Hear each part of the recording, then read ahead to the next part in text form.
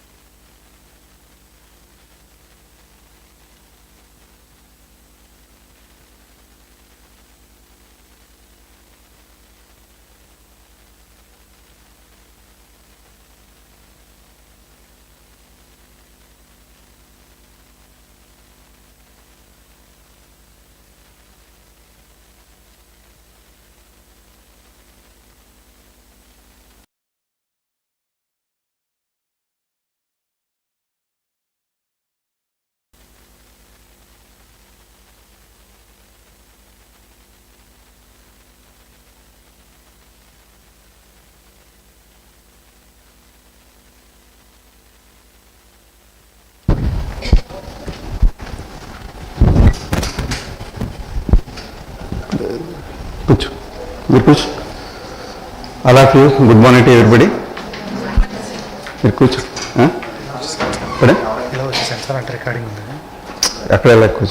చూస్తాను నేను ఆపరేట్ చేసుకుంటా మీరు కూర్చోండి మీరు ముగ్గురు కూర్చోండి. May I request you to come forward please and switch off all your mobile phones. I am observing many people are watching their mobile phones. Please switch off your mobile phones and come forward. All of you, all 5 members, including you, come forward please.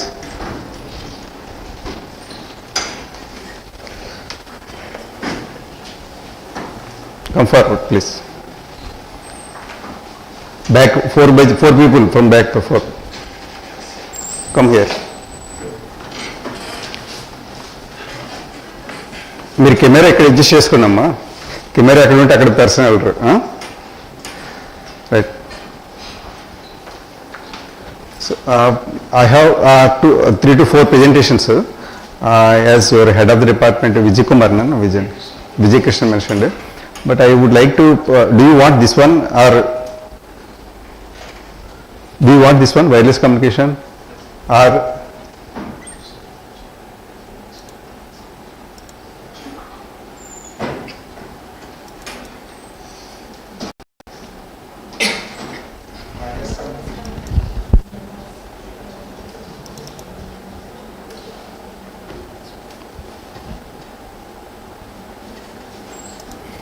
do you want this one?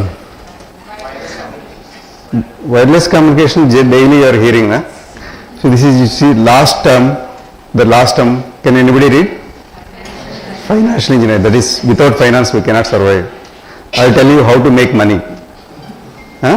Really I tell you how to make money. How many people are participating in share markets?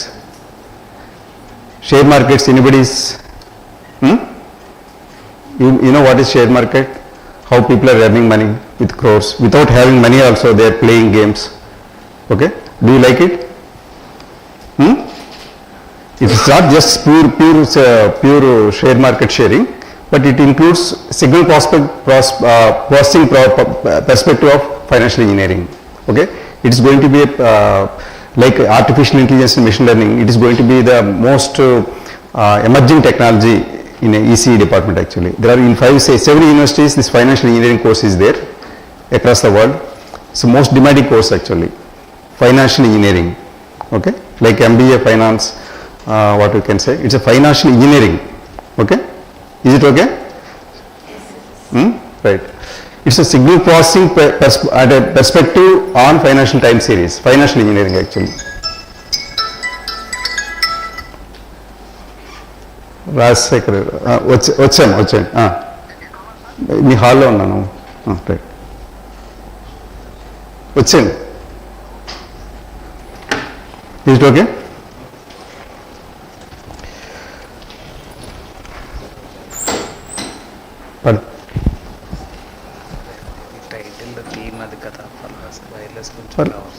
I will come back. I will cover that one also.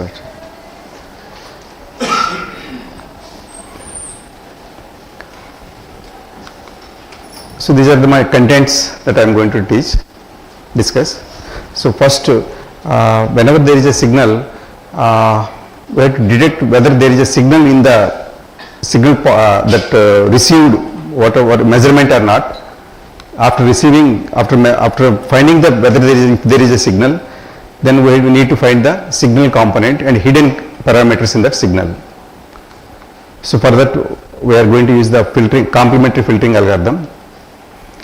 And then I will discuss the least squares, recursive least squares, Kalman filter, starting from Kalman filter to extended, unscented, and then particle filter also. So finally at the end I will show you the financial data modeling, how to do the share marketing, how to participate. Okay. So there are only 20 slides here. Okay. Later on I will go to the wireless communication. Okay. But this signal processing part is useful for the wireless communications. It is not that a separate issue. Okay. Is it okay? Switch off all your mobiles. Switch off your mobile. Right. So let me start.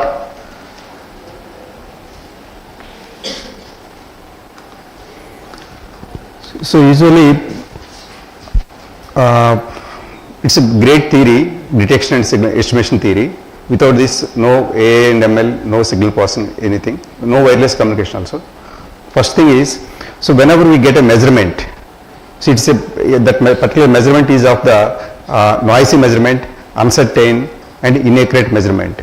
The first we need to find whether there is a signal part in that measurement or not. First we will decide, and then we will go for the processing of that signal part to extract the hidden parameters. Suppose if we take the radar signal in the presence of noise, suppose if a radar transmitter transmits a pulse, it gets echo, and then first it detects whether there is a signal part in that received echo or not. First it detects, and then it will go for the estimation technique to find the hidden parameters. Okay, so this is the first part, detection.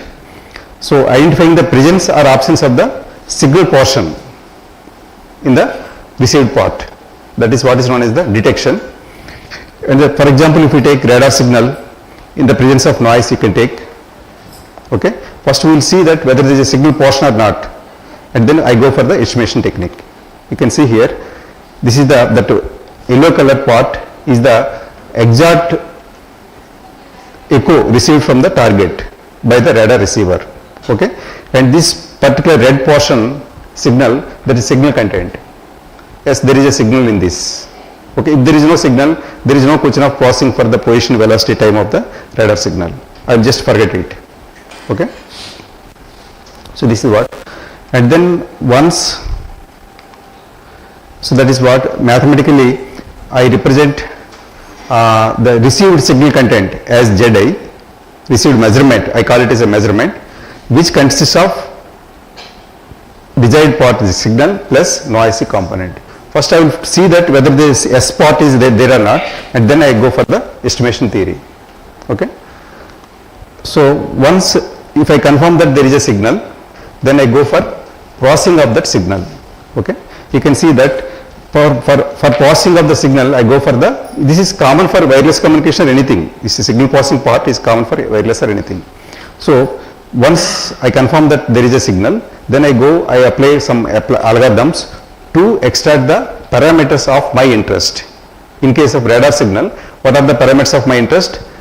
My interesting parameters are position, velocity, time, etc., distance, range, everything. Okay, so that I get it from the SI part. Okay, so detection takes care of the Z part, which confirms the signal part is there or not. Whereas the estimation part will take care of the extraction of the desired parameters.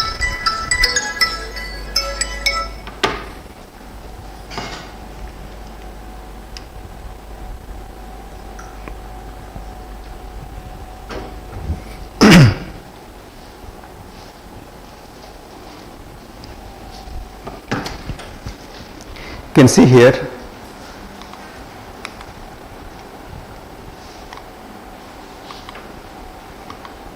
okay, you can see here that blue line is there. I have modeled that estimator, okay, which is not visible so easily. You can see here from the side, right side, okay, that is the stock market signal actually. Okay, if I collect the data from the stock market starting from 2007 to 2017, 10 years data. So how that stock market, a particular stock market price, how it is varying, you can see here. Okay, here. So I consider the data part of the stock market also as a signal part only. Okay, are you able to see it? It's a more complicated signal part. Our signal processing, speech, image, communication signal processing is very, very easy, easier than stock market, because we consider while processing our signal a Gaussian assumption always. Remember, signal part as well as the noise part, I always consider it as a Gaussian. Gaussian means I can easily describe the Gaussian shape of the signal distribution with 3 parameters, mean, particularly 3 actually, mean and variance. Mathematically, for me it is very easy to describe, process the signal. Okay, but here you can see here other part of the stock market. Okay, that's okay. You cannot see highly volatile. Volatile means highly volatile clustering is there. That means high standard deviation. The spread you can see here, very high, again low, very high, low. There is no trend actually. You cannot estimate the trend actually. You cannot assume the Gaussianity here. Okay, you cannot assume the high tail. Okay, so thick tails you can say. Okay, that is very difficult to model that one, but however we are doing it actually. Our signal compared to that one, our signal processing methods that we are using is very, very easier. Okay, that's what. So this is what we have discussed. We have discussed these 2 terms, detection and estimation. How do we go for signal processing? Next we will see. See, if you see the signal processing applications, general applications, apart from the share market and all, means share market means financial engineering actually. There are several applications. You can see here, whenever the satellite orbits around the Earth surface, we need to monitor the satellite's health and its path regularly. So for that we need to collect the orbital parameters through remotely collected measurements. Okay, remote measurements only. You can see here, from those orbital parameters I try to estimate the satellite's position, velocity and time. Okay, so that is in the satellite communication, its application.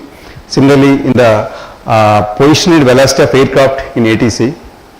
Okay, ATC always I try to find the where is my aircraft, with what speed it is flying, and altitude, and its at particular time, altitude, everything actually, with complete data block I need. Okay. So similarly, in the communication, if you see, always, whenever a mobile transmitter, suppose, transmits signal from the base station, by the time you receive this one, the noise floor will be 400 times above the signal portion. Okay, I repeat, noise floor will be 400 times more than the signal portion actually. So from that level, I need to extract the signal part, okay, and then exactly whatever that I need to reconstruct the transmit signal part at the receiver, and then I go for the further processing of the hidden portion of the signal. Okay. Similarly, signal processing subject and image processing subject. Okay. So similarly, it has got very good application in quantum computers. Okay, I don't want to, if anybody interested I can tell. Okay, quantum computers actually. So without estimation theory there is no quantum computing.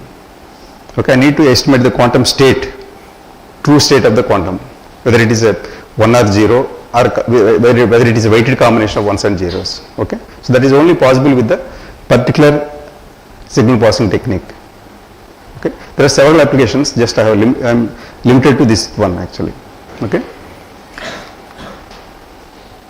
so you can say this estimation theory, estimation techniques, okay, it provides a mathematical bridge between the noisy measurements and the true state, okay, making it essential for navigation side, okay, surveillance, communication, processing and emerging quantum technologies also. Okay, these are some of the applications. Okay. So now, before going to the actual estimation theory, how signal processing is done, so just I want to describe usually there are three terms. One is tracking, other one is navigation, and then filtering actually. There are three terms, interchangeably people may use it. Okay. You can see here, so there is a airport environment you are seeing now. Are you able to see here? Airport environment. Aircraft is coming for landing. It has taken its course or path. It got aligned with the center line of the runway. Okay. And then finally it got landed safely on the runway threshold point. Okay. So these are all possible because of the signal processing technique only, estimation theory techniques only. Okay. So you can see here, so there are three terms usually we use. Okay. One is the tracking of an object. Okay. Tracking of an object means estimation of the state of the moving object actually. Tracking means whenever an object is moving, aircraft is moving. So air traffic controllers, by sitting in the ATC tower, they will track the aircrafts. Okay. Where the aircraft is at this particular time or moment. Okay. So other term that I use is navigation. Navigation, you are using the GPS system now, car navigation. Navigation means you are trying to find the, pardon? You are trying to find location of onboard equipment. Okay. Your car location you are trying to find. Okay. Next, filtering you can see here. Filtering, I use the filtering word in different contexts. Okay. So here in this context I use, it's a mathematical process used in both tracking and navigation. Okay. So generally I use the filtering word to estimate the current state of the dynamic system. current state, exact at a particular time, the time at which I collected the last measurement, at that particular time only I estimate my state. That is filtering. Okay. Filtering means it is used in both tracking and navigation. Okay. There are three terms actually. So first, tracking means in other words what we can say, where the object is, that is tracking. Where it needs to go is navigation, means car is there, where it needs to go. Okay. So the filtering means ensures accurate estimation in the presence of noisy. Okay. Estimation of the accurate position in the presence of noisy. So all these three together, combiningly, we use to control the modern vehicles and autonomous vehicles. We use all these three concepts. Okay. Are you following me? Is it okay? Or shall I go for, shall I increase my speed? Okay. So now, what are the challenges that are involved in the estimation theory, and what are the various solutions actually? Okay.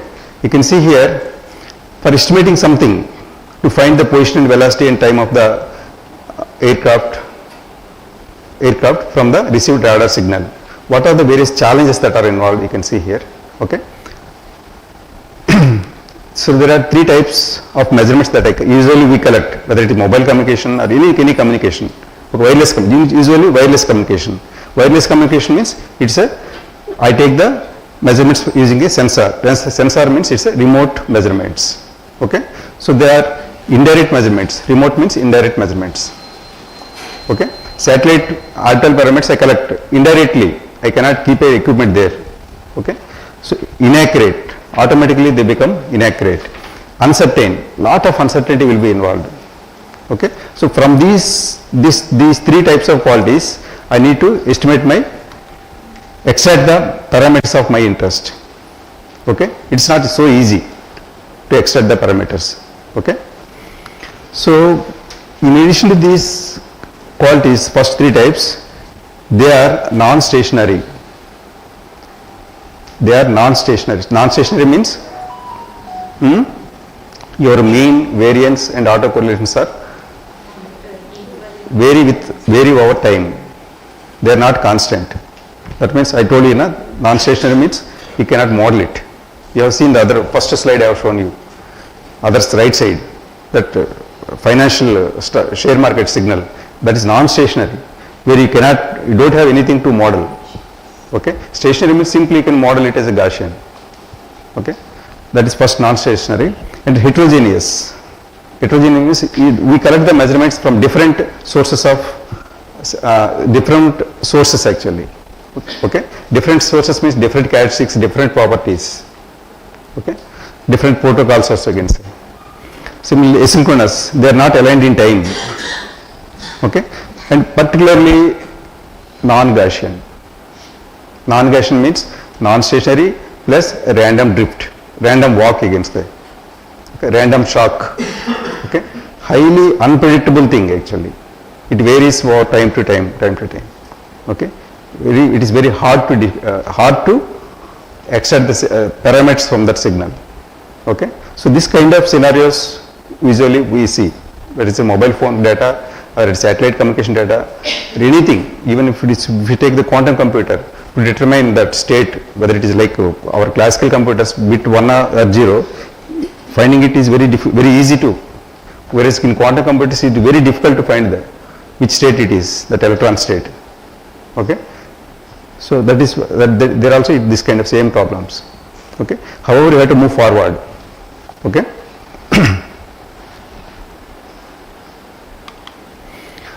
So that's why we need to go for the advanced techniques. Okay. Like adaptive filters, particle filters, robust Bayesian estimation techniques. Some of the techniques only I have mentioned here. And the machine learning based approaches. Okay. They are needed. Okay. Otherwise we can simply use the conventional techniques. Fine.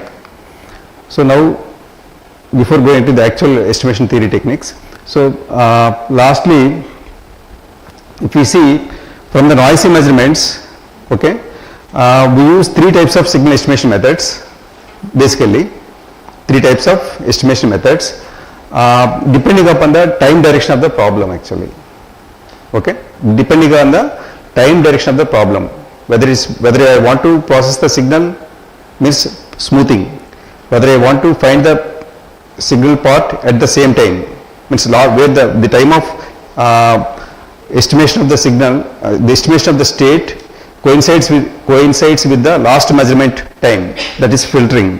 You can see here x means state of the parameter x. I want to estimate the state of the parameter x at time t from the measurements that are collected at time t. That is what this probabilistic subscript describes, okay. Whereas here you can see here smoothing of the signal post processing, okay. I want to estimate the state of the signal at time t naught, previous time, and past future measurements also I use here, okay. That is why I call it as a smoothing, post processing generally we do. So post processing, you can see suppose some accident occurs, so something happens, or chimeras, you will see the rewind it and you will see the chimeras like this, reconstructing aircraft's path after flight using all recorded data, post processing, that is what, okay. So this is real time aircraft or ship position estimation in GPS, navigation, mobile communication processing, everything is real time, okay, like this, okay. So here this is future prediction. The time of collection of measurements is at time t, but I want to predict its state in future, t plus 1 time, you can say here, okay. So this is future. I want to project the model forward in time actually, okay. So usually this type of things the three types of methods I use, okay. You can see predicting where an aircraft will be 1 minute from now or 10 minutes from now. Usually whenever you travel in flight, so pilot used to tell after time it will take me 20 minutes time to land, 10 minutes time to land. So that is what is known as the prediction, okay. He will calculate the velocity, distance to be traveled, everything, okay. So that is what is known as the prediction. Filtering, smoothing, all three are three different types of methods I use, okay. In this filtering is very important. Usually in future slides I use filtering as well as prediction part I use, okay. So if you see starting from filtering, okay, as I said I want to start with because filtering is the most important one. I want to estimate my state, or I want to extract the parameters of my interest from the signal at present time only, okay. This is most important. So I start with this filtering first and then I go for the prediction one, okay. Remember, in all optimization techniques we start with prediction first and then I will try to correct the prediction. I will try to refine that prediction through iterative steps, okay. Any optimization technique, okay. So first let me start with filtering, okay. People are tired so much, not showing interest, so much tired, okay. So concept of filtering you can see here now, okay. So whenever I have two things or mixture of things, I want to separate them, and separate them means I want to take parameter of my interest. I want to separate parameter of my interest. That is what is known as the filter. You can see here, a filter separates mixture of two or more distinct things, okay. Suppose if we take sand and rock, okay, have you seen this one anywhere? Buildings. What it does, it separates the two things, separates sand, its output is sand, input is sand plus rock. Can I get rocks leaving the sand upper side? No. But I want like that. I will show you, okay. Whatever I want I will get it, okay. So generally from, you can see, to do that job okay, our filter must know the distinguishing characteristics of the input things. Filter only separate things when it knows the distinguishing characteristics of the or properties of the input things. Okay. Same thing I have given. Okay. Suppose this filter sand plus rocks filter which gives the sand here. Okay. If I want I can get rocks also, leaving the filtering the sand. Okay. So similarly same concept I apply it to the signal plus noise. Okay.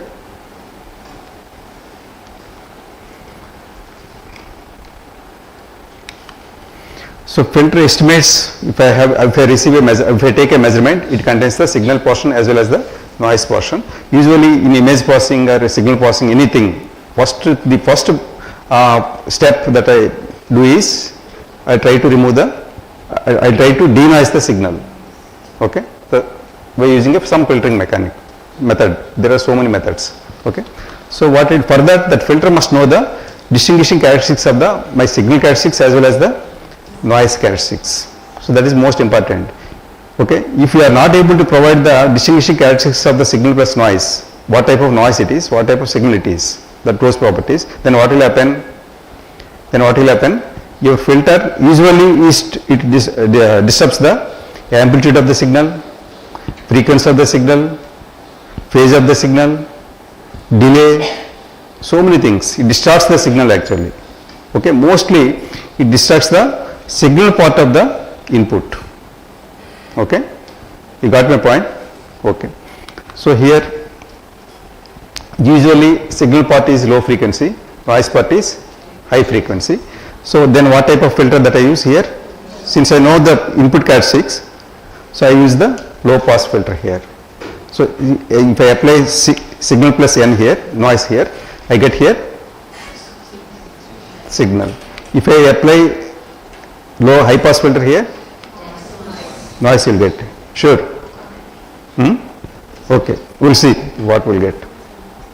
Okay. In the left-hand scenario, we don't have the properties of noise. We may not find. Yeah, that you must know. Suppose if I am applying my Kalman filter, okay, I know very much what is the noise distribution there. What is it? Whether it is a Gaussian distribution or non-Gaussian distribution. Unless I know, I cannot apply my filter there. Okay. So anyway, I am not going to use that one. Just I will show you. So here signal plus noise here. Okay. What do I get here?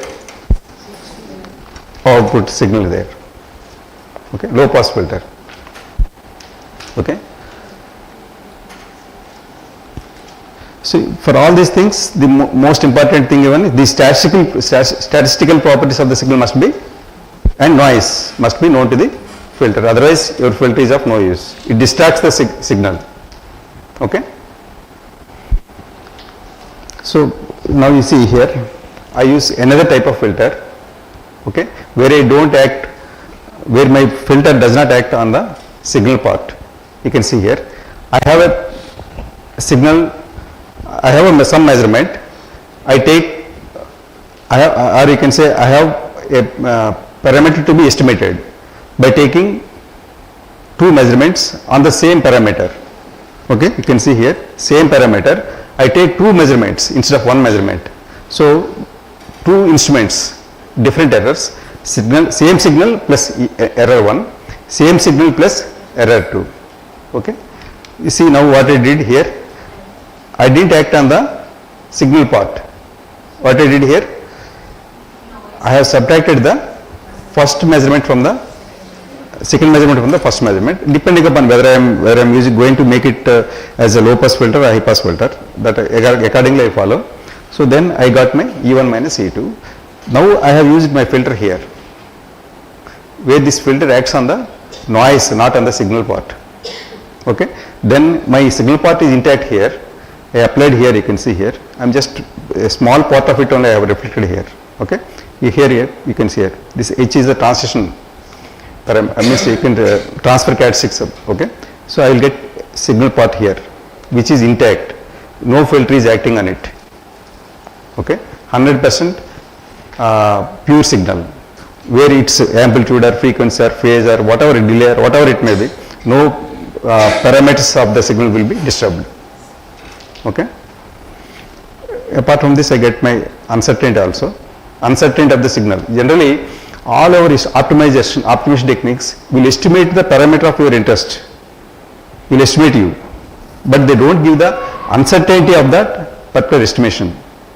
Okay, you got my point? So generally in navigation or missiles in critical applications, I always want to know what is my uncertainty of this signal. Suppose aircraft is landing phase, it's very crucial phase. Okay, suppose if we take with the zero visibility time of the landing phase, Delhi airport only we have got the category 3 aircraft landing system, instrument landing system actually. With zero visibility also aircraft can land. Of course very few pilots only can make use of it. Okay, very few with zero visibility means we cannot see anything. This hand this means the hand I cannot see, but still he will land it. So that means that it should be that much precise. For that plus or minus 0 only meters accuracy, plus or minus 0 meters. So generally uncertainty will be provided along with each state estimate. Uncertainty of the estimated parameter must be provided along with each parameter estimate, otherwise they don't use it. Okay, suppose if somebody says how many marks you will get, suppose if he says that 70 you cannot remember, you don't accept it, maybe 70 plus or minus 10 you may accept it, or 70 20 suppose if he says maybe like that. Simply if he says 70 plus or minus 70 exactly I will get, no one can say like that. Okay, so that uncertainty, like whatever resistor you are using in your lab, okay, every resistor will be provided with a tolerance is nothing but your uncertainty. So that resistor value may be 10% tolerance means it may vary between 90 to 110 something like that. So that is very no optimization technique will provide you the uncertainty. Only a particular filter what we are going to discuss now will provide the uncertainty of the parameter of estimated parameter. Okay, that is most important. Uncertainty is the most important. Okay. Everywhere. At the transmitter side, we can know the signal quantities, expressive, Not at the transmitter. Okay. Receiver sensor means I use two sensors here or two instruments. Instruments means I am calling it as a sensors. Using two sensors, I am measuring the signal. purposefully you are giving the signal. Not purpose. There is a, suppose if you say radar echo is there, the echo will be collected by using two radars or two instruments you can say. It is a mixing Sir, of one, noise plus signal. pardon? It is a mixing of noise plus signal. Signal plus noise. Noise. There we do not know whether it is a signal or noise. What is the signal part we do not know. Then how can we add these two? No, repeat. Signal part. I got. S plus signal and S plus Yeah.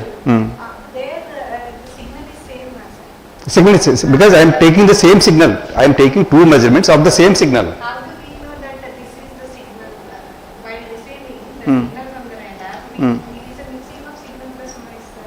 Yes. Okay. So how we can apply two signals? This is also Not two signals. Same signal I am taking with the two instruments, that same measurement. Suppose if you, okay, just okay. Suppose if you take car navigation, so or mobile phone you take, mobile phone you are getting your location, navigation purpose. You can, inbuilt INS chip is there, initial navigation system chip is there. That is a conventional navigation system. You are also using the GPS. I will combine it and I get the integrated navigation system there. So in the absence of INS, I use the GPS. In the absence of GPS, I use the INS. If both are available, I take the same. Both are available, I use this one.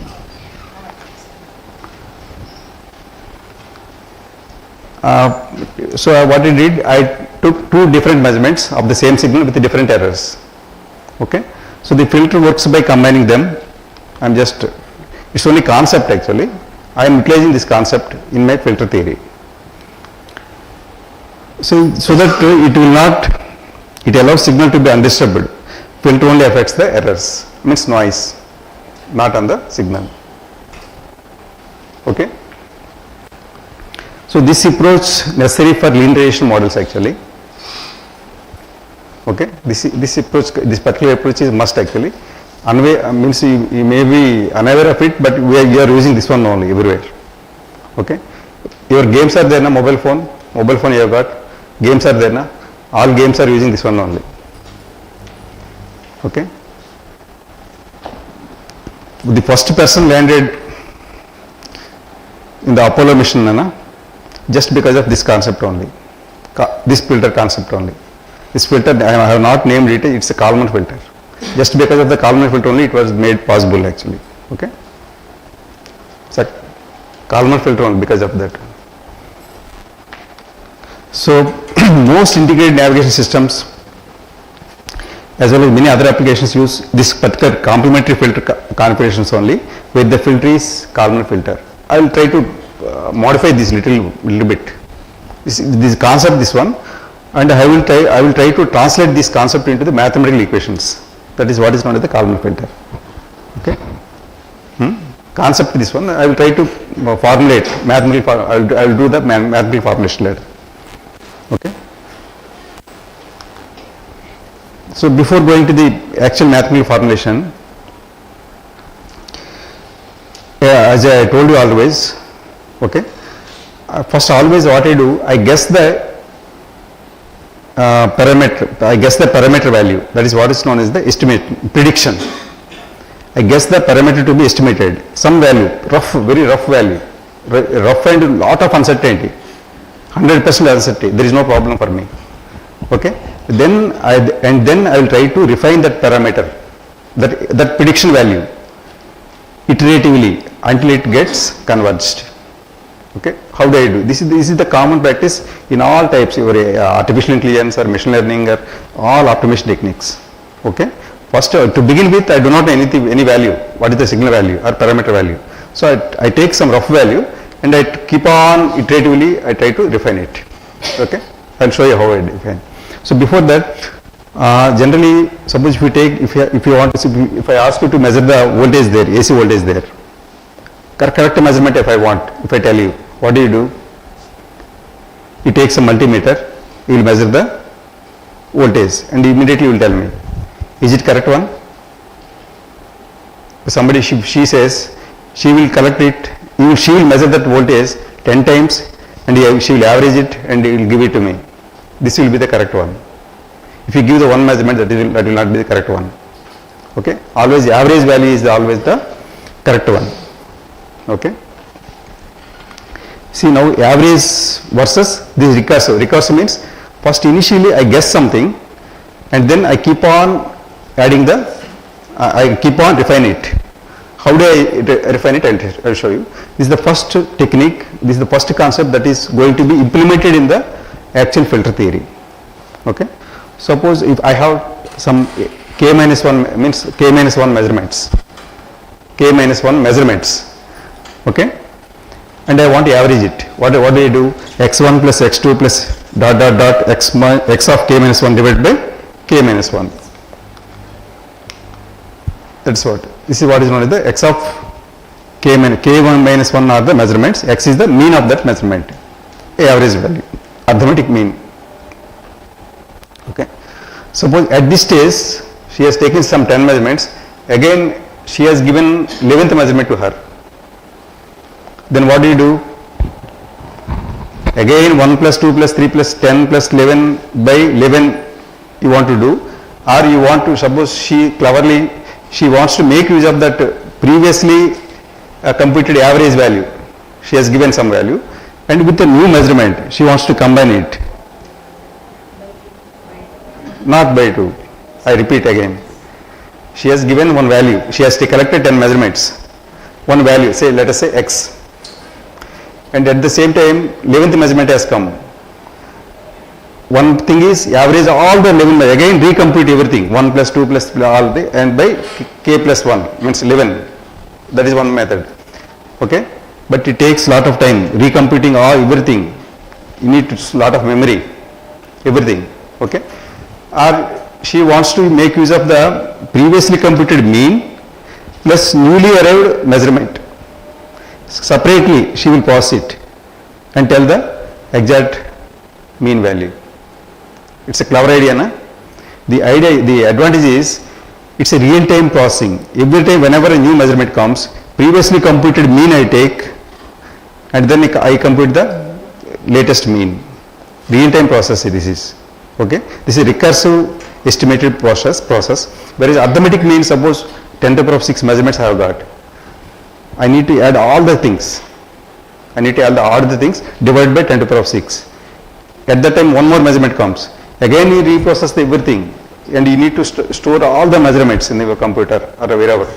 That's not correct one. Na? So you can see here. So at this stage, I have got the another measurement has come, kth measurement. Kth measurement. This is one conventional process. Again, combine all the things, k measurements. Okay. This is method. This is one method. Okay. Or I want to make use of the. I want to estimate my mean using another method. You can see here. Okay. This method, it needs a lot of storing, lot of memory for storing the data. Okay. It's not a real-time estimation process. Okay. What I do here, I will try to derive one equation here. You see. Okay. Where simply give whenever a new measurement comes, previously computed mean, and just simply add it, and I will give the correct exact one. You can see here. What I do, I try to refine this. I modify the second equation. Okay. I have made like this. Equation 2 I just have written, rearranged like this. Okay. What I did? Separately added. And then using equation 1 I substituted here, you can see here. So that means equation 1 means sigma of x1 plus dot dot dot x mark k11 equals to mean times the k minus 1 there. So that I have it here. Okay. So now what I did here, just separated. Okay. K is constant. See, k is known to me. That value is known to me. K minus 1 by k times x of k minus 1 mean plus 1 by k xk. Okay. Rearranged. Finally got this equation. Okay. Now you got my point here. Now if you see this equation here, what it is? Previously computed mean x of k minus 1. At this stage, she has given that 11th measurement says xk. Okay. I have combined combination of the previously computed past value, past state, past I don't use measurements for all the things, past state and the newly arrived measurement xk. Okay. You can see this value, this is same only. This is newly arrived, this is the measurement. Okay, this is the measurement, this is the past state. Past state means mean, in our case it is a mean. K is known to me. K is known to me. Okay, the same thing, instead of computing like this, I do like this. Okay, you can see here, for example, you can see here. Okay, instead of recalculating from scratch, we update the mean recursively. Okay, so recursive estimation is the foundation of Kalman filter, and it is the foundation for all other estimation methods. For example, if you see here, you have 3 measurements, 10 plus 20 plus 3. You have 3 data points. Okay, 10, 20, 30. Average method, this method, if suppose if you use, what do you do? 10 plus 20 plus 30 divided by 3. How much you get? 20. You can see here, example data. 20 you got to, if you use this method, you get the 20 here. I have not given here. Okay. First, but if you apply the recursive method here, apply here, the previously since I begin with only, I have only 10, I have got only one data point 10 only. So previous past mean I do not know. So I take it as 0 here. X naught is 0. What is K? Only one measurement, 1. 10 minus 0 or 10. You got my point? So that is why I always tell you that the past information, just it is nothing but a prediction, you can say. This prediction is getting corrected here with the new measurement. Okay? Past, you begin with any value, there is no problem. But here, I do not have in the past measurement. I have got only one measurement. I take it as a 0. I got the 10. Suppose if we want to compute for two values, k equals 2 means 10 and 20. So I know the past mean 10. I substitute the past 10 here. This is the newly arrived measurement is 20 minus 10. What did you get? 15. Okay. Even otherwise 10 plus 20 by 2 is 15. Now you see three measurements. I take this past state 15, 20. So real-time measurement, real-time computation this is. Whenever new measurement arrives, I use the past state computed value and then I combine them, I give the new state estimation. Okay. So this is what is known as the recursive least squares estimation. You can see this one. This same concept I use it for in all filtering techniques. Okay.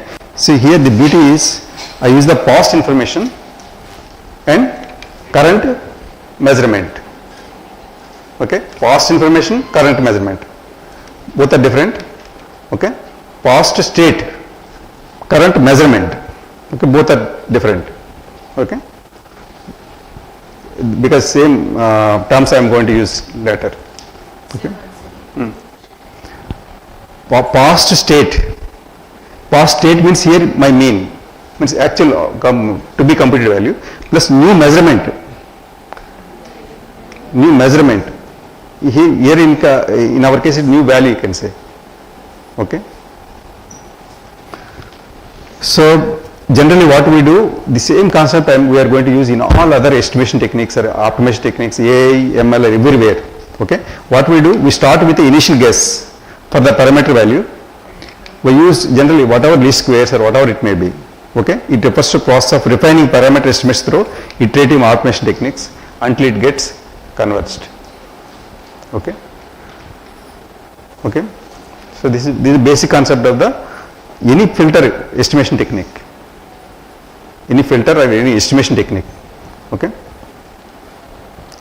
Water on the measure. Water. Okay. Okay. 150. 10 minutes లో 11:30 11:25 అయింది sir 5 minutes లో break tea break Oh, sure. తర్వాత మళ్ళీ continue చేద్దాం.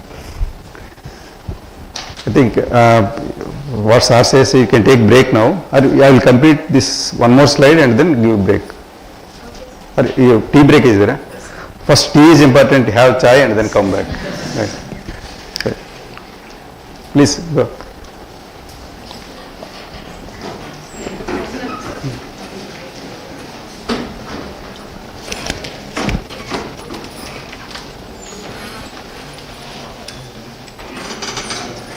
Assemble again after 5 minutes.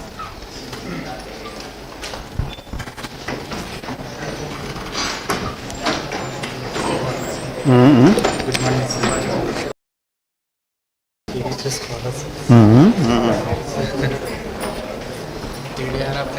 వచ్చారా అయిపోతుందండి ఇప్పుడు ఏం ప్రాబ్లం లేదు చాలా ప్రాబ్లమ్స్ క్రియేట్ చేశారు మంచి పాయింట్ బాగా చెప్తున్నారు చాలా మంచి బాగా వెళ్తుంది ఇంటరప్ట్ చేస్తున్నారు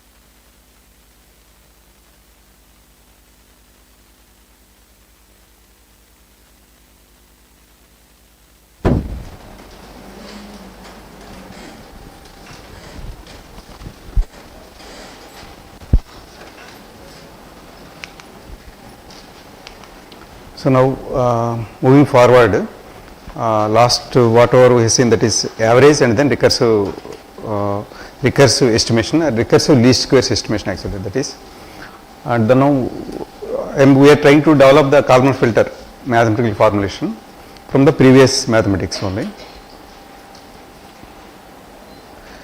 And as I said, the most important thing in estimation theory is Kalman filter provides the estimate as well as its uncertainty. That is the beauty of the Kalman filter.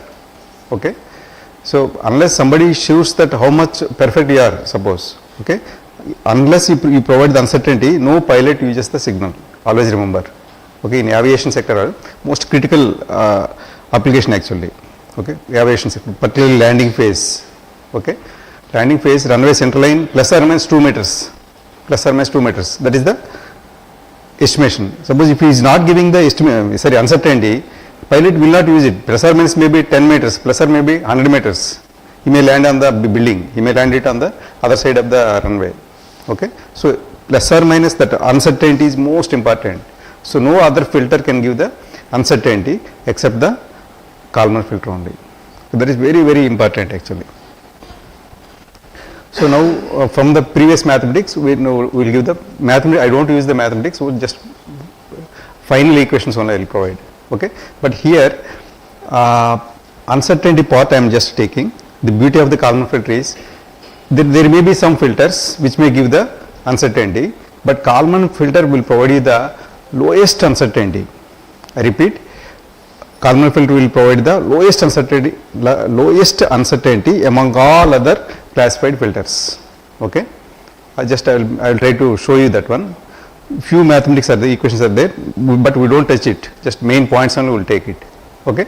Here in this slide I am trying to show that how Kalman filter has been, two properties of the Kalman filter, and how it is able to provide the lowest uncertainty. That is preferable. Lowest uncertainty is the preferable. Okay. Lowest uncertainty is the preferable. That's how it is able to provide. So what critical parameters it is having. Okay. Suppose I am taking the same example. I have a parameter to be estimated, x. I have a signal x. This parameter is to be estimated. The signal parameter is to be estimated.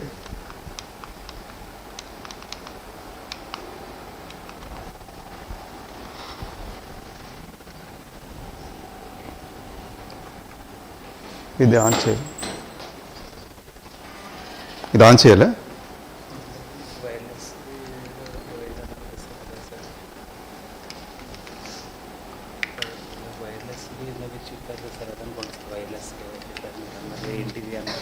ఏది అదే, అది పెట్టాలనుకుంటున్నాను sir, wireless అది నేను తీయలేదే. వచ్చిందేమో sir. అబ్బాయి నా pant జేబులో ఉంది అది. మీది కానీ ఇది కాదు కదా, మీది కాదు కదా, ఇదే సార్. మీదే.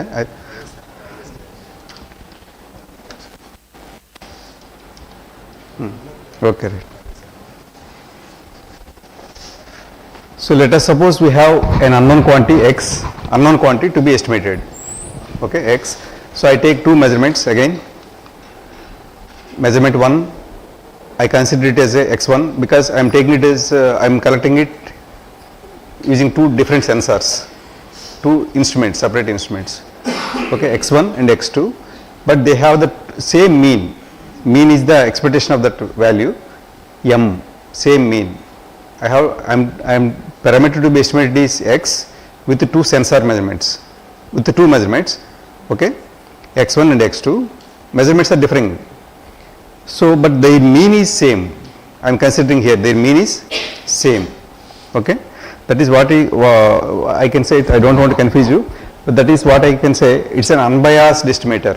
Unbiased means whose expectation value is equivalent to the true mean of that, or true value, or mean of true mean, you can say true value. Okay, so that is what is an unbiased estimate, m, and its variance is varying because two different sensors. Variance is sigma 1 square and sigma 2 square. Okay, I repeat, parameter to be estimated is x with two measurements, x1 and x2. Mean same. Okay, means because it's an unbiased estimate.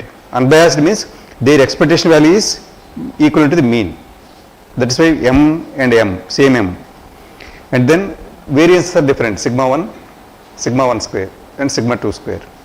Okay. Now we see here, if you see the set of all estimators, okay, and we have one estimator known as least squares approximation estimator, okay.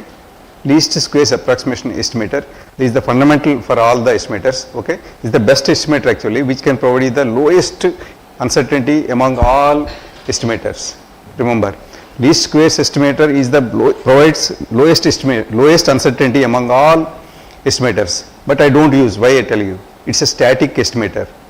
Like it cannot be used to estimate a parameter of moving nature. Dynamic parameter I cannot estimate. If it is static, means then only I can estimate. Okay, you got my point? So aircraft is not a static; it's a dynamic object. Okay, least squares. And I have another estimator.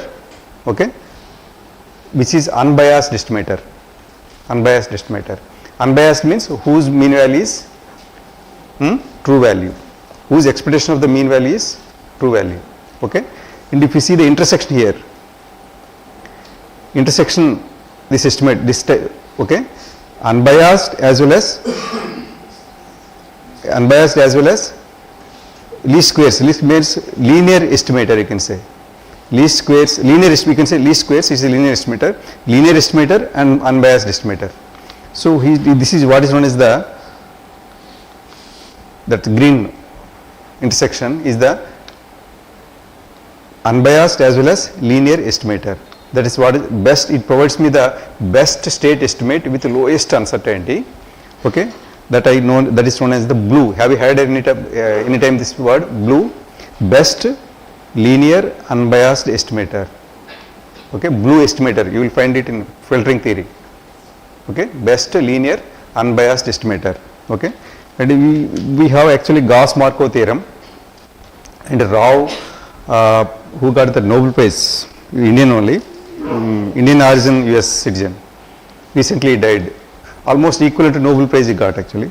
So they discovered this one, Rao-Backwell's theorem actually.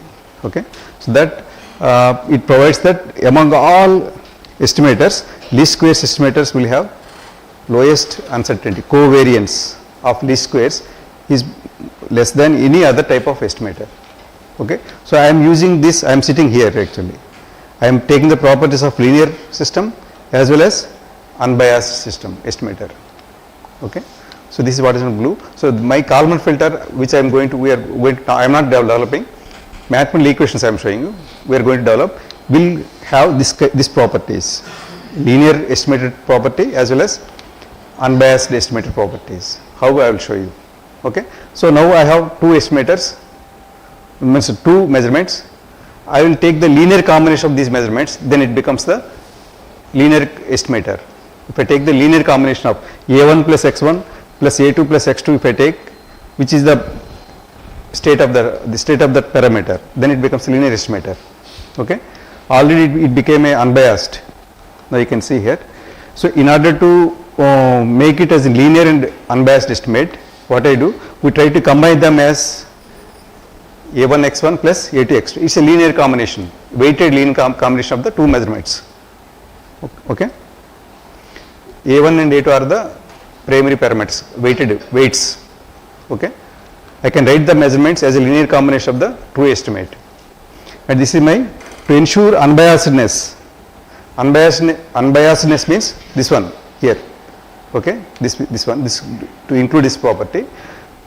Okay, what should I do? I have already taken expectation of the state equals to expectation of the first one plus expectation of the second measurement. Okay, which is equivalent to A1 times M1, A2 times M1, you can see here. M is, that is M, same mean. I have taken same mean here. Okay. So if their weights sum to equal, so it will become M cancels here, A1 plus A2 equals to 1 here. So I need to find these weights only in order to make this estimate as unbiased and linear estimator. Okay. So now if you try to estimate the variance, you know, variance, mean minus that particular random variable square. Okay, same thing I am writing here. Okay, this is the state, this is mean. Okay, so I can expand it, I can write it as a, this is what is nothing but the sigma 1 square, sigma 2 square. I can expand this equation, I can get this one.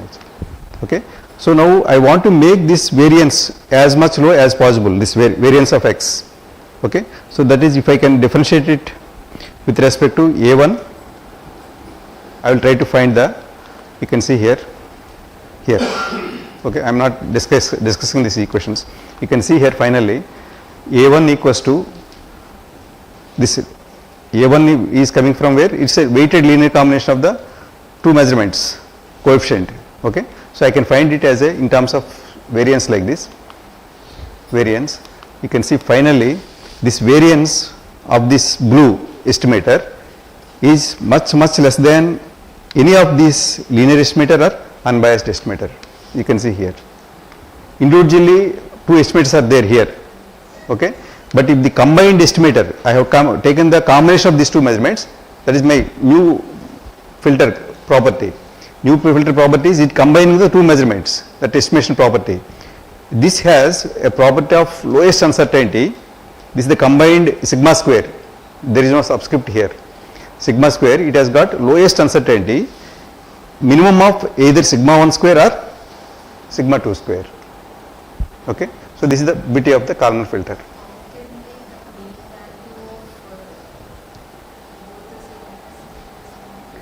Unbiased, I am taking it as an unbiased estimate.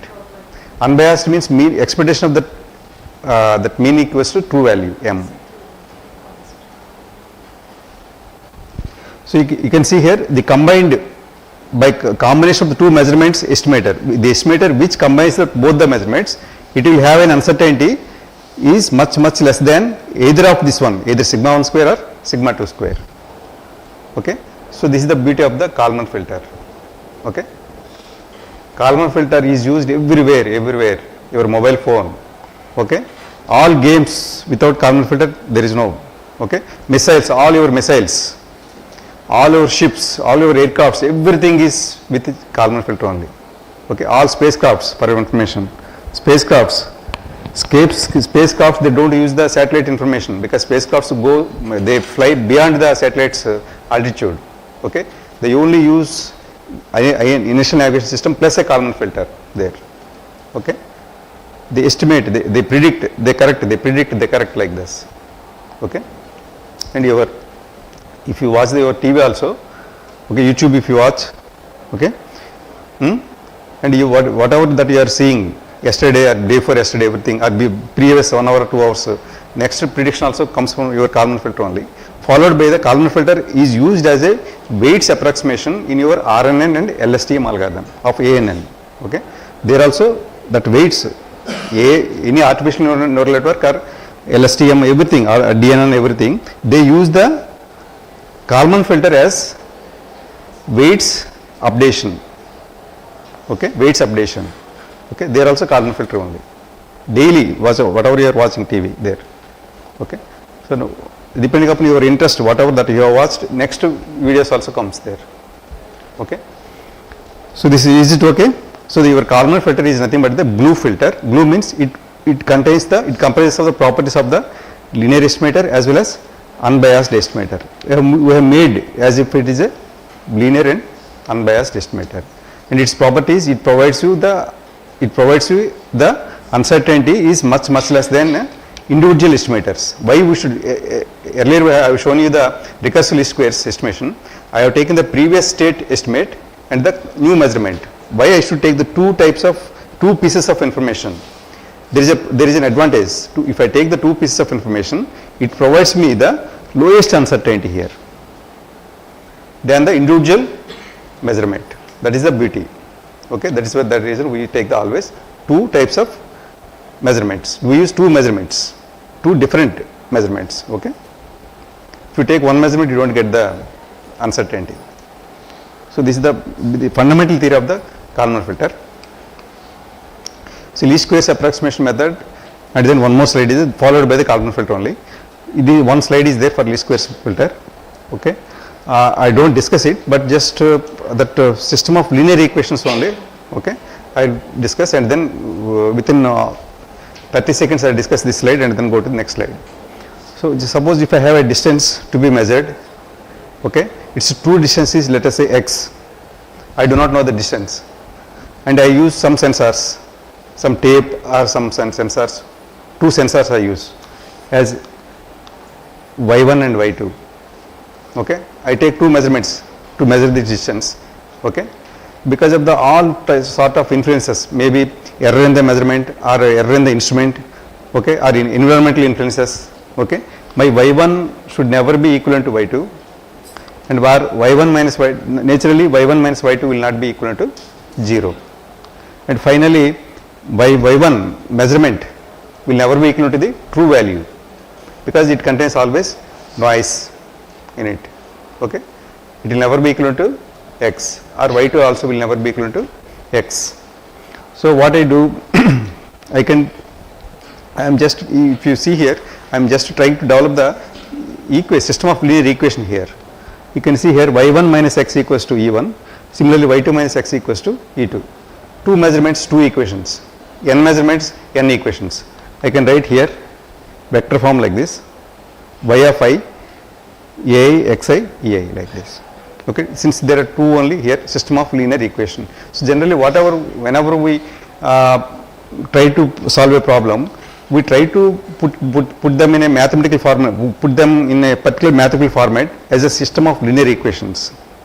System of linear equations, then it is easy for us to apply the estimation algorithm. Okay, here I am able to provide, because it's a linear problem. It is in the form of y equals to ax form. Y is equals to ax form is nothing but the line, straight line. A is the b is the intercept, a is the slope actually. Okay, so y is equal to ax form actually, I have written there. So here error I have written here because error is there. Okay, and if you see here, I just changed my parameter symbol here as x cap here, means estimate of x actually. I don't know the actual x. Okay, actual x I have not used the cap here. This is the estimate of the true value, because it includes the error. Okay, so how do I find this x here now? How do I find the x here? So this is some vector or matrix. This is a vector. This is a matrix.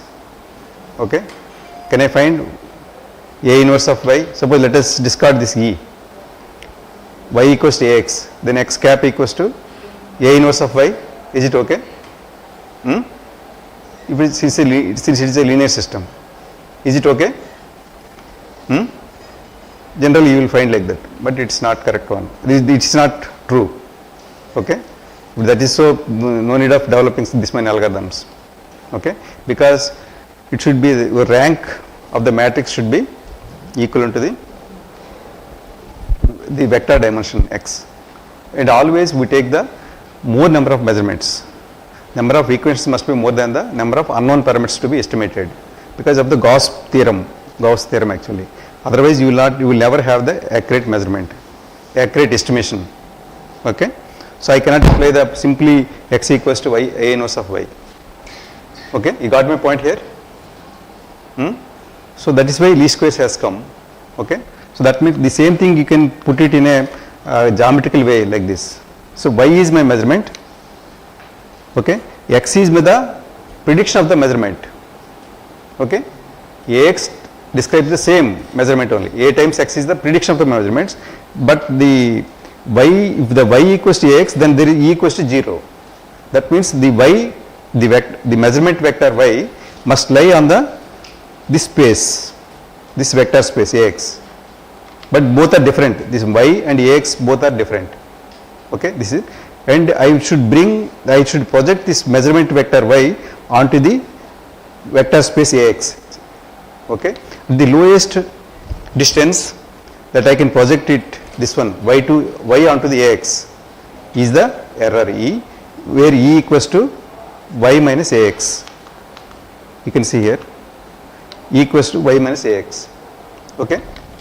That means these two vectors ax, okay, and vector e, both are perpendicular to each other. So if I take the dot product of ax times y minus ax, okay, this is a vector, this is y minus ax, because both are orthogonal vectors, 0. You can see here, if you expand there, you get the solution there. Okay. Forcibly I am making the matrix A into symmetric, means you can say square matrix. A inverse, forcibly I am trying to find the A inverse of the matrix A through this one. That is, I am converting the A into A transpose A whole inverse, where there is no A inverse, but I can find the A inverse for the A transpose A inverse.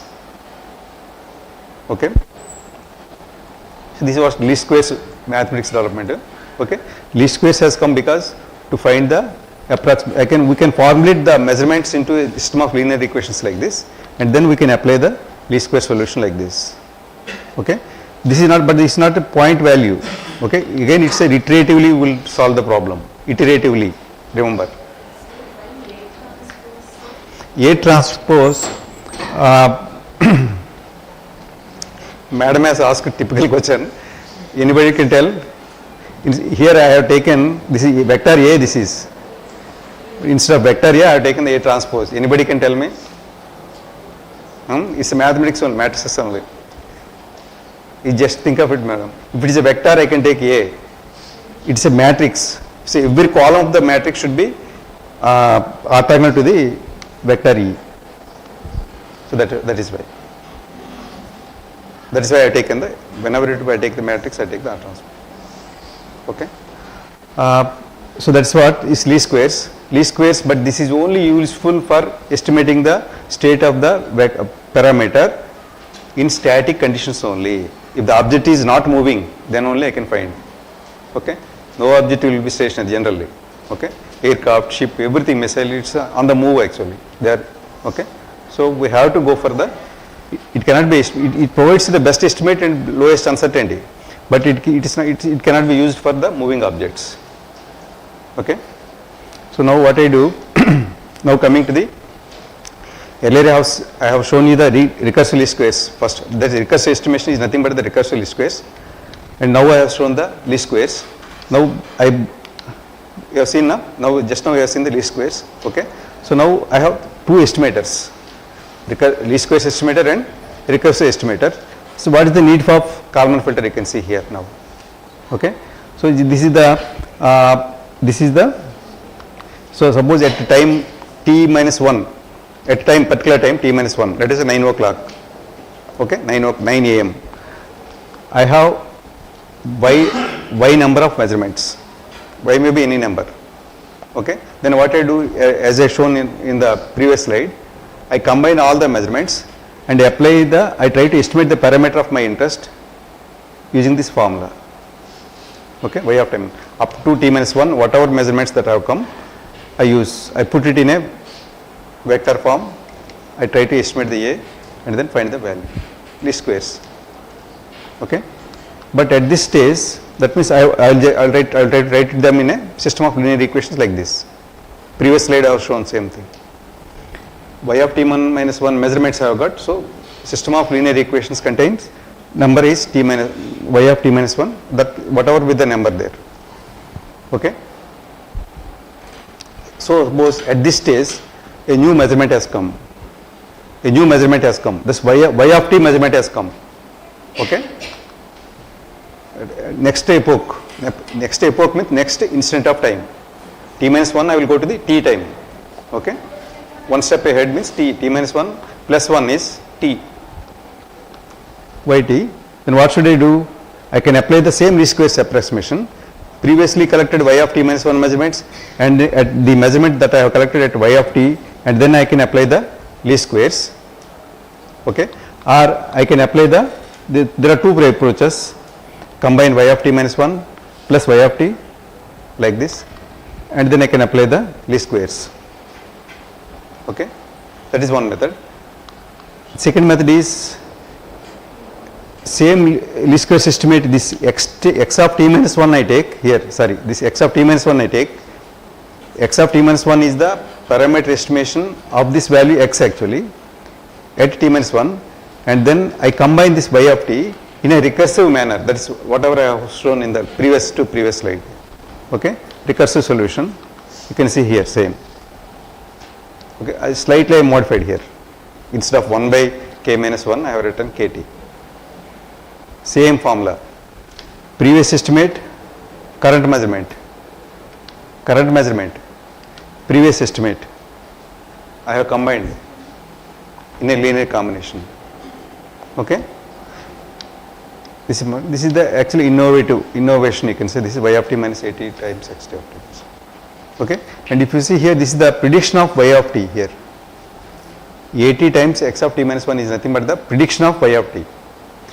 Dimensions are different. When I multiply it with 80, it becomes same. Y of t is the measurement, x of t of minus 1 is the estimate of the parameter, and if I multiply it with 80, it becomes the prediction of the y of t. Okay. But the problem here is time nature of the parameter estimation is not incorporated in this equation, in this recursive estimation, you can see here. Okay. Propagating the time from previous time to the current time to the next time, that propagating the time estimation is not incorporated in this equation. Only data only I am just transferring from this previous point to the next point. Okay. Time nature I have not incorporated. Okay. Unless I incorporate the time nature of the parameter estimation into this model or equation, I cannot make use of this equation for a dynamic system state estimation. Okay. But because in real world or real time, we always needs to estimate a parameter of dynamic nature only. Okay. Aircraft, ships, everything, man movement, car, everything, train, everything. Okay. So now if I try to incorporate the time nature here, okay, you can see here, what I am doing here, just carefully observe. Here this is my previous estimate x of t. Okay. What I do, one time step ahead, what I am doing, I am predicting the state at time t using the parameter that has been estimated at Tm minus 1, you can see, through some transition matrix here, some linear transmission matrix. Okay. Are you able to understand here? This is the parameter estimated at time t minus 1 up to the measurements that are collected up to t minus 1. Using this estimate, I am transform this into the one time step ahead. I am just guessing next time what would be its state through a transition matrix. Okay. It's a time update, and this time update I am using it in the measurement equation, you can see here, in this equation here. This x of t minus 1 I am using here. Instead of directly using this here, I am just updated. I made some change and I am using it. Okay. Time nature parameter I have incorporated in the recursive least squares estimation. I have added, you can say. Okay. And then I am making use of this estimate. So that is what is known as the measurement update. So then it becomes there are 4 equations like your Maxwell's equations. How many are there, Maxwell's equations? 4 or 5? 4 plus 1. 4 plus 1 plus 1. Gauss law for electric field, magnetic field, Faraday's law, Ampere's law, conservation of energy, del dot J equals to rho, and then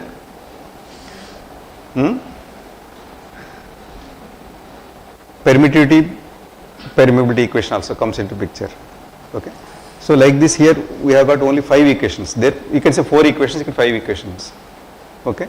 With those 4 equations, the entire electromagnetic waves, propagation, nature, everything, electric field, magnetic field, everything you can describe.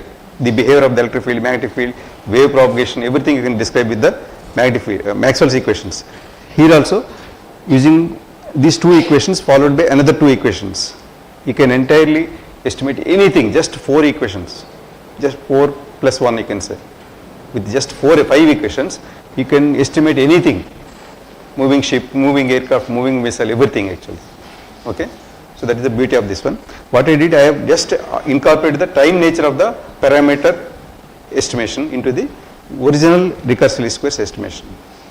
Okay, so that you can easily estimate the, accurately estimate the dynamic moving objects state. Okay. So here you see in words you can see I have a parameter estimate at time t minus 1. Using this parameter estimate, I have just predicted at next time step. It's prediction. The prediction is one model. Prediction is one model.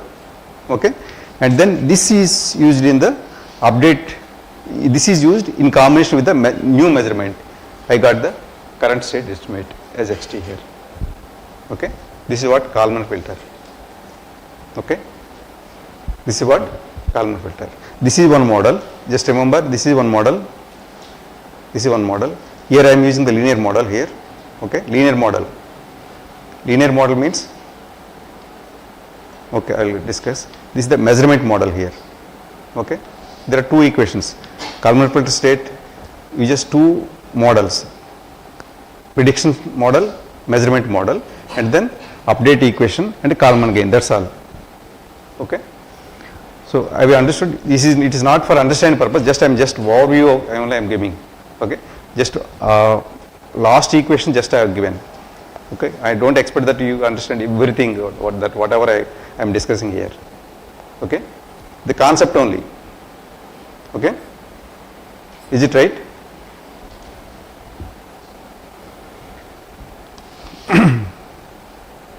So this is the last slide for Kalman filter.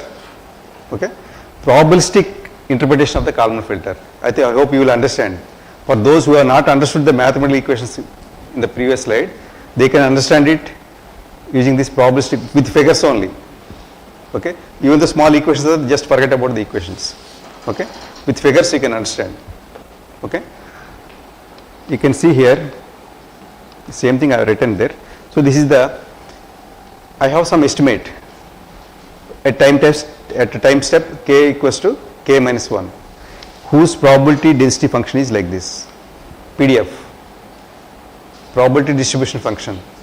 Probability distribution function means it describes the distribution of the probabilities of a random variable or a range. Okay, distribution of the probabilities of the random variables. Okay, distribution. Okay, it is not the probability. The area under the PDF is the probability. Okay, it's not the probability. Okay, probability distribution. And if you see here, it is following the normally distributed function. That is nothing but the Gaussian shape. Gaussian shape means once you have got the Gaussian shape means you can do wonders. Always if you have a Gaussian shaped signal or just noise or whatever it may be, then your job is over. Then it will have a fixed mean here and fixed variance here. Okay, fixed mean and fixed variation, autocorrelation next step, that is, just leave it. These two things will be fixed. And you can say it's a stationary, you can also, stationary, you can consider it as a stationary. Okay, this is the thing that you have got, or you can guess it also. Okay, you can guess it also, there is no problem. From this at time step k minus 1, you have got this probability distribution of the state. Now what I do, I will predict this estimate after term. Suppose at 9 o'clock I have got, at 10 o'clock what would be this probability, what would be the shape and mean and variance of the probability distribution function. I can estimate like this,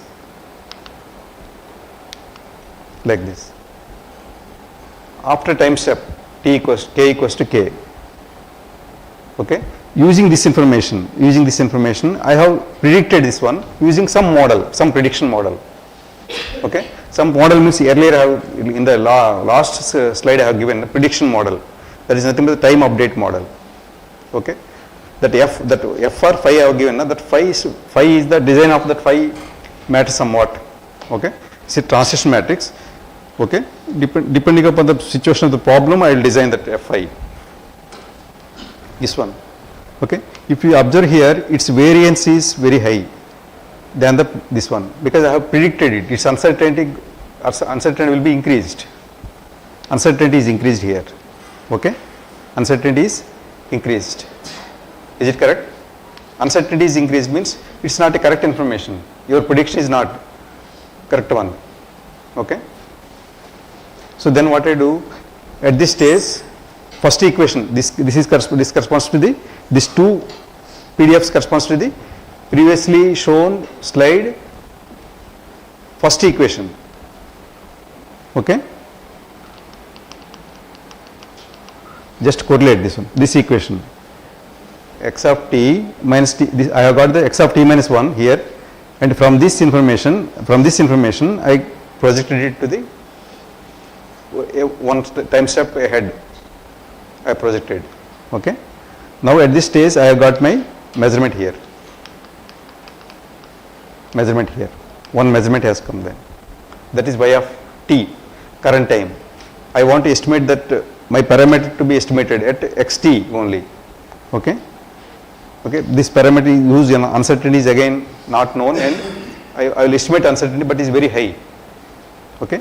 I have this, now this information, prediction, measurement. I will combine these two. Okay. In that second equation is there na combination of both the equation, both the things. I will get the current state estimation as pk, this as xk. This is okay, and whose uncertainty is much less than the either of this one or this one. Whose uncertainty is that sigma square of this one is nothing. I am representing it with pk is much less than the uncertainty of this one or uncertainty of this one. Okay. So this is the probabilistic interpretation of the Kalman filter. Okay. Here up to Kalman filter, I perform my operations on mean and variance only. I don't perform my operations on the distribution points. Okay. Distribution points, just remember. Okay. Even if I try to perform the distribution points, total Google data center memory will not be sufficient. Okay, I'll show you. So this is what Kalman filter. It takes the two inputs, measurement, previous state, current state, and if you see here, this is the uncertainty of this one. This is the uncertainty of the yk, and I have not shown here one p of k minus 1 also here. This is uncertainty of this one. Okay. So this is the beauty of the Kalman filter. Now you see, I told you the two models. Kalman filter uses the two models. One is the prediction model. This is the measurement model. Okay. Prediction model, measurement model. Okay. Prediction model means it predicts the state of the parameter one time step ahead. Okay. Through this transition matrix. This is the measurement model. Okay. My measurement is a combination of the previously obtained values, like this one, that's noise. Okay. So with this Kalman filter portion is over. Okay. So the beauty of the Kalman filter is it always assumes that your state is Gaussian distributed, your model is Gaussian distributed. Model means this f is Gaussian is a linear function, and your measurement is Gaussian distributed. This noise is Gaussian distributed. Everything is Gaussian. Like our communication, signal processing, image processing, everything will consider it as a Gaussian distributed only. Otherwise, we cannot move forward. Okay. But in real time, it may not be like this. Okay. Suppose I have f of x equals to x square. Is it a linear or non-linear? Why so? X value, suppose if x is doubled, then that x square will become 4 times. It is not increasing linearly. Okay. Root x not linear. Quickly it rises and then becomes slow. Root x, sin x oscillating. So same thing. I am just showing the equations. This is the Kalman filter description. Okay. Same thing whatever that I have discussed in the previous slide, same thing. Okay. I don't think further you don't need this much of details. Okay. 2 steps, predicting model, measurement model, like this. Okay. So now The problem with the Kalman filter is, okay, it assumes everything, translation model is linear, it assumes everything is Gaussian, but it may not be so in all the time. Okay, that is a problem. You can see here, you will observe here, you can see here,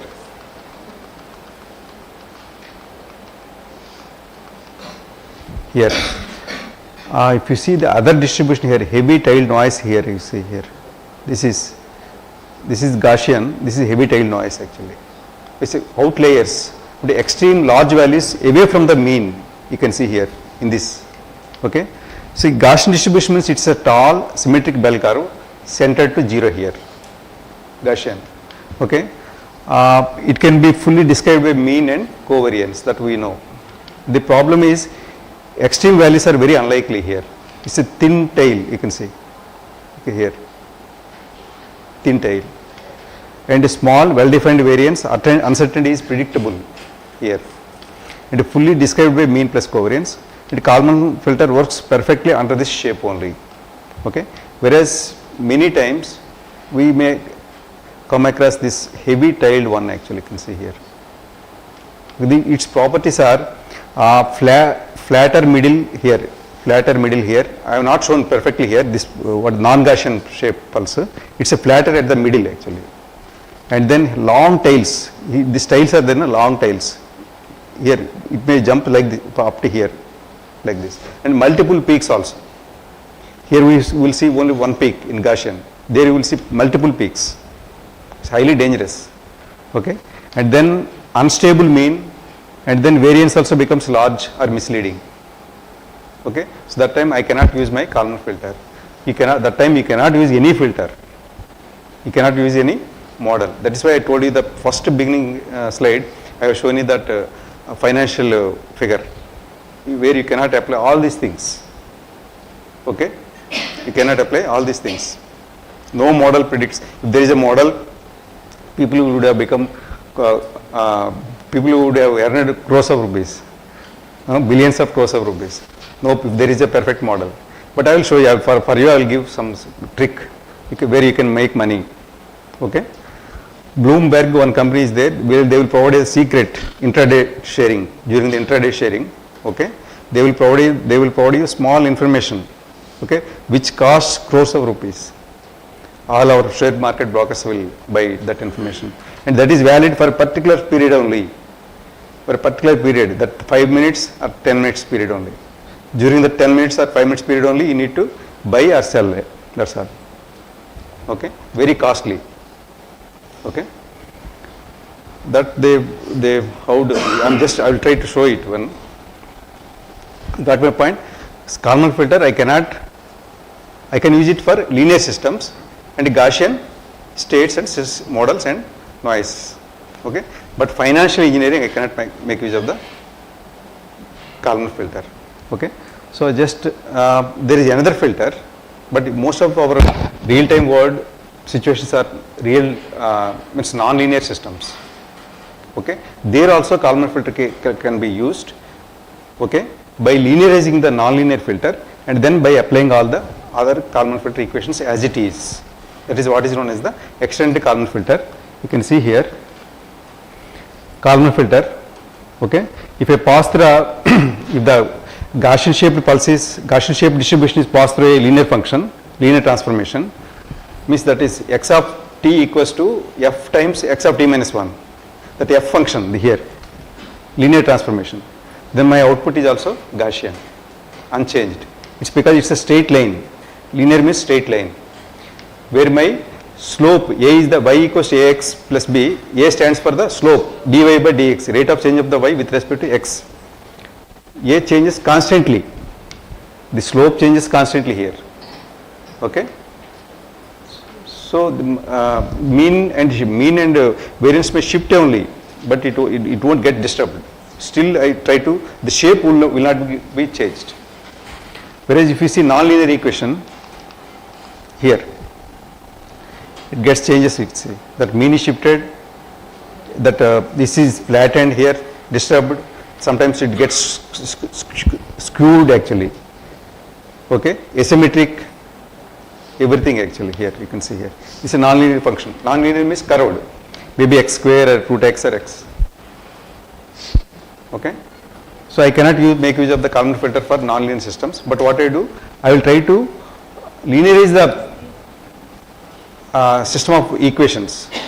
I will try to linearize using some Taylor series approximation or Jacobian matrix, dou f by dou x for the prediction model, for measurement model dou g by dou x actually, dou y. Okay. And then I apply the Kalman filter. There is no problem. Okay. So I can apply Kalman filter linear as well as for nonlinear systems. Okay. Sometimes the nonlinearity may be so severe, so high. Okay. In that case, Kalman filter can no longer present in this this distribution. Then we have to go for uncentered Kalman filter. Have you heard? You don't want? Okay, one point I tell you. Uncentered Kalman filter means what I do. If the particular model is so linear, so non-linear, then what I do, instead of approximating the function, I approximate the distribution actually. I distribute the PDF function. Okay. I take some sigma points around the input Gaussian pulse. Okay.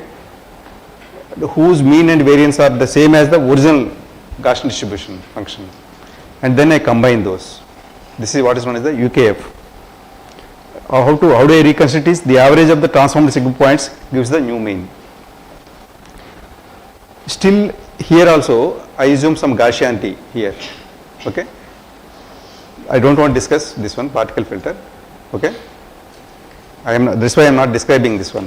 If anybody wants, I can tell later. So that is why it has got more accurate than the Kalman filter and EKF, but there is no Jacobian because I don't take the derivatives also. It captures the curvature of nonlinear functions, but the problem is still it assumes some distribution roughly Gaussian. Okay. So that is why it fails for highly non-Gaussian or multimodal noise. Okay. For that reason, we have another filter, particle filter. Okay. This is the UKF, where I take the sigma points around the mean here, which are equivalent to 2n plus 1 times. Okay. Instead of doing like this, what I do is a highly non-linear. You can see there are two peaks. I take randomly number of particles here, number of samples here. So instead of using few points like uncentered Kalman filter, particle filter uses a large number of particles to represent the entire probability distribution. Okay. So I don't want to discuss it. Okay. Particle filter is the best choice for if the nonlinearity is severe. Okay. It's a variant of the Kalman filter only, remember always. Okay.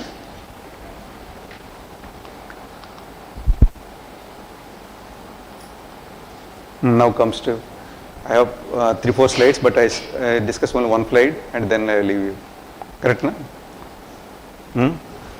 But I don't want to reveal the secret of how to make money actually. Those who are interested, you can contact me, I'll tell you. Okay. Because it comes in the 7th slide. Okay. Pardon? Really I am going to tell you. So this you can see some stock, you can see here. This is which stock? TCS stock. Okay. So generally if you see how it is varying, just I have taken it for 3 hours time. 3 hours time. You can see how it is varying. Can you model it? You try to model it as a Gaussian shape anywhere. Cannot model, but he will show you that in a Google Scholar or some Rediff mail or something, they will give the average figure here. They will average this. The average value they will give like this. Okay. They will try to smoothen it by taking average of this one. Okay. Then now you can see here. This is another one. Average does not give any trend or anything actually, but here I have modeled it using the Kalman filter here, same figure. Okay. So this is another actually share actually. You can see here this Kalman filter value is this one actually, this one. Okay. Kalman filter slope actually, there is a purpose for showing this one, Kalman filter shape. This is the original stock market price, how it is varying. This is Kalman filtered value and this is the average value. Okay, and it also shows the trend also. I can go in the next 1 hour, next 2 hours with some approximation, with some uncertainty. Kalman filter will give me the uncertainty. It predicts the value also. After 2 hours, after 3 hours, what would be its value? Okay, with uncertainty, but it's not as you say, somebody you were saying that, but no one can perfectly predict stock value, I mean share value after 1 hour, after 2 days, after 3 days perfectly. Otherwise, people would have become rich people. Okay, but here we have one trick. Okay, so this is generally we apply a Kalman filter like this to predict with simple applications. Okay, this is one method. Like this, several methods are there. Okay, trend, I will try to find the trend. Okay, it will have lot of uncertainty. Trend I can find, I can predict the next 2 hours what will happen, next 3 days, next 10 days what will happen, but it will have lot of uncertainty. Okay, you got my point here.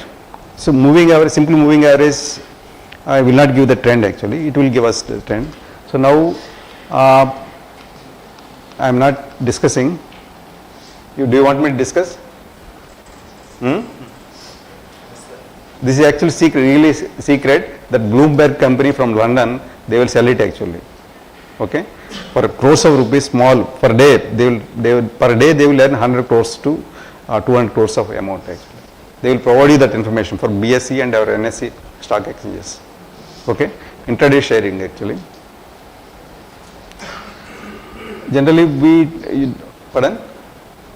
Any doubts anybody is having? But I don't show you that one. If I discuss everything, it's not, you see, this is the actual stock price. Okay, so how it is, I can model it using a Gaussian shape, but it is not correct one actually. Heavy tailed, you can see, high volatility. High volatility means high standard deviation. It goes up, down, goes up, no model can predict it so easily. We can predict it, but with a lot of uncertainty. Okay, localized Gaussian shapes I am trying to take here. Okay, here you can see here. This technique I am going to use, which I am going to provide as a secret information actually. See, this is a drunk man, dog. They are wandering. They are moving on the street. What will happen after? You have seen them at 9 a.m. now. After 10 a.m. at 11 a.m. if you see them, what will happen? He is a drunken man. He moves and that side, this side, randomly he walk with a drift. Dog also will never go in a straight line. It goes that side, this side. Okay? Then what will happen? After 1 hour or 2 hours, both will be together. Both will be together and they will be away. Both will be together. That means long term variance is there. Long term they are together, not short term. Okay, you got my point. That spread is fixed. The spread I can say that is what is known as the mean reverting. So this leash is there, na leash. Okay, it keeps them together. Okay, sometimes this dog may come nearer, it goes up. Sometimes he may move that side. But long term you see they will be together.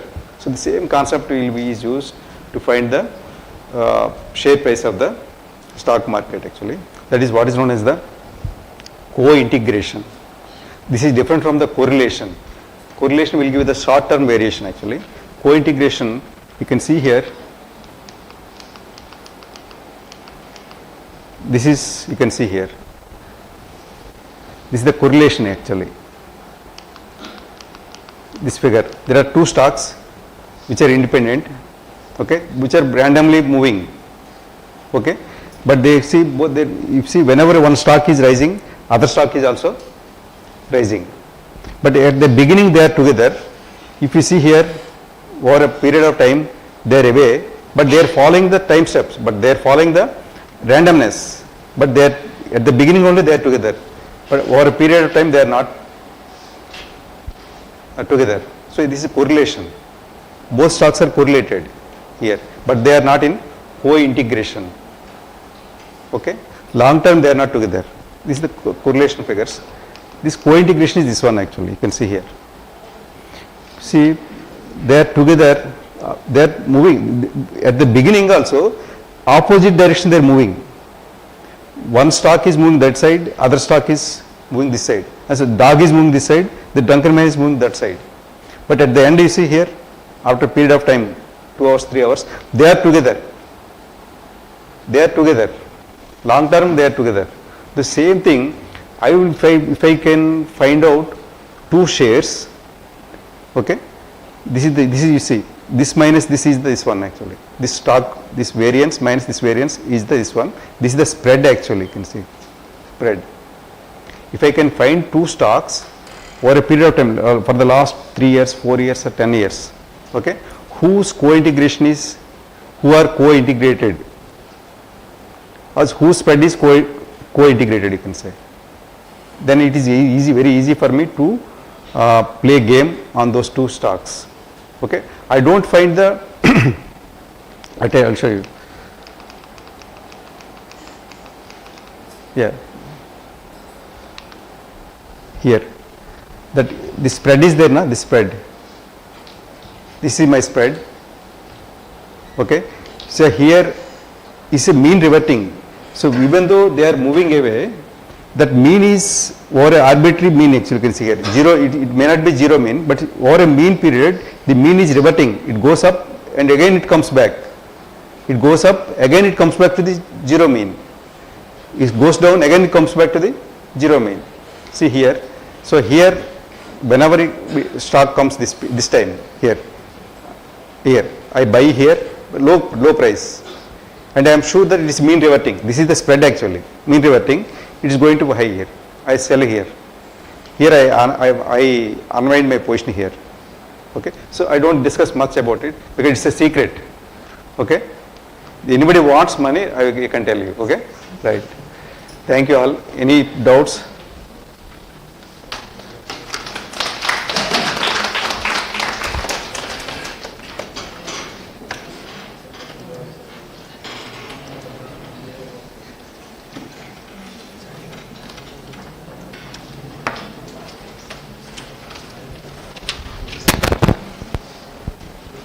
మీది recorded ఉంటుందా మీది అది record నాకు పంపిస్తారా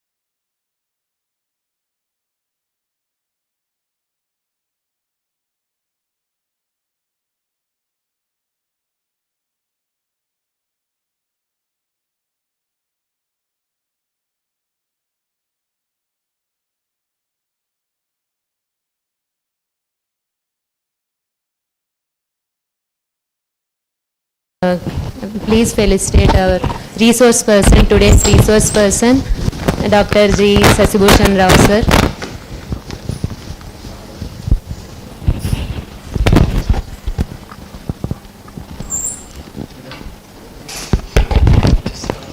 Sir.